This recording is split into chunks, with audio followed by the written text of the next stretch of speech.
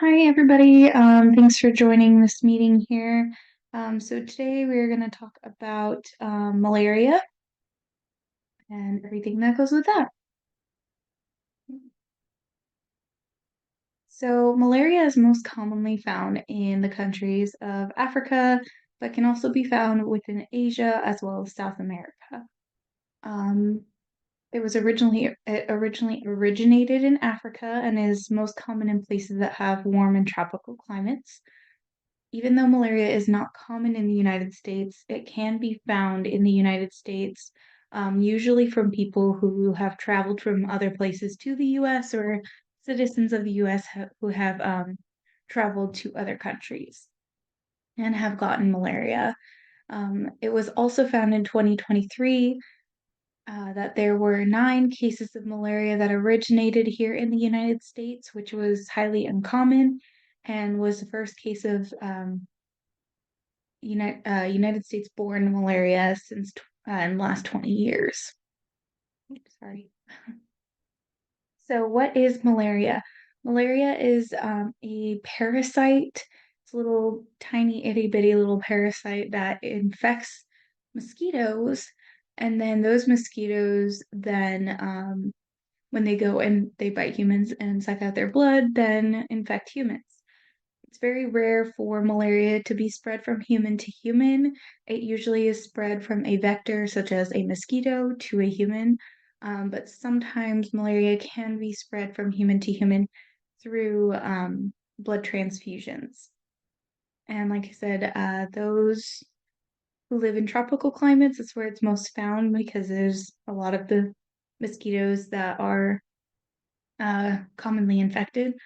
But it also makes him that those who live in those climates are more at risk of contracting malaria. So who all is susceptible of getting malaria? Well, anyone can get malaria, but those who are the most at risk of getting malaria are children who are under the age of 5, women who are pregnant, those who are traveling and don't normally have malaria in their home. Please excuse my cat. People with HIV/AIDS or anyone who is immunocompromised. So if they have an autoimmune disease or low white blood cell count, anything like that, they will be more susceptible to malaria. So why is it important to know what malaria is, how it infects, and how it infects people? As we can see from this graphic here, it shows us the cycle of malaria and how it's transmitted from one vector to another and person from the vector to the person.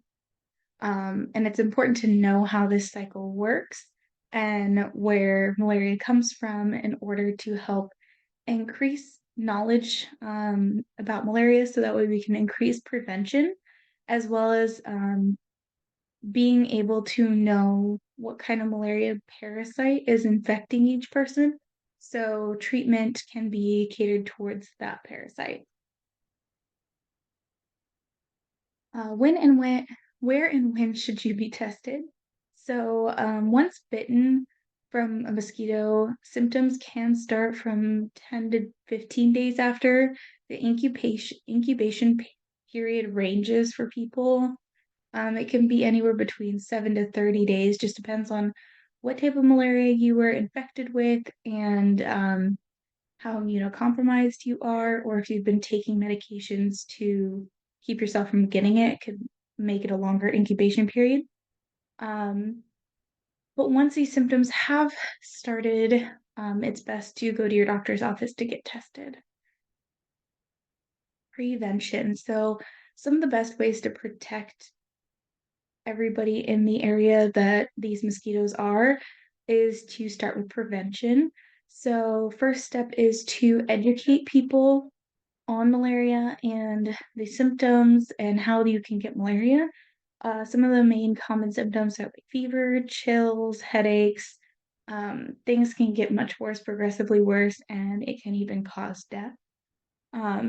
Also, having access and utilizing preventive tools such as a mosquito net, like we see in this photo, wearing long sleeve shirts, bug spray, things like that to keep yourself from getting bitten. Also implementing vector control. So this means working towards preventing mosquitoes from entering your home or the area that you live. So that could look like bug spraying your house, remeshing windows, things like that. Another and newer implementation has been vaccinations for children who live in those high risk regions of malaria to help prevent them from getting malaria at a young age that could cause severe damage, and also to make it so if they ever did get malaria, it's just kind of like the flu shot, you'd have less severe symptoms. So, what kind of treatments are there for malaria? We know a lot about prevention. So, some of the treatments that we have for malaria are medications. So, one of the most common anti-malarial medications that is called chloroquine phosphate and artemisinin-based combination therapies, or ACTs.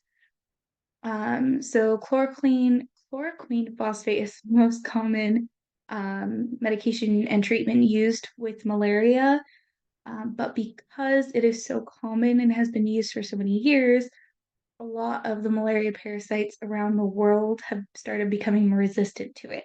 And because of this, the ACT is a more sought after practice as far as treating malaria in recent years because it uses two different medications and kind of works together to fight off the malaria from two different angles. The other medications that are also used, maralone, poliquin, and primaquine phosphate. And here are some of my sources, and I hope you guys learned a little bit about malaria today.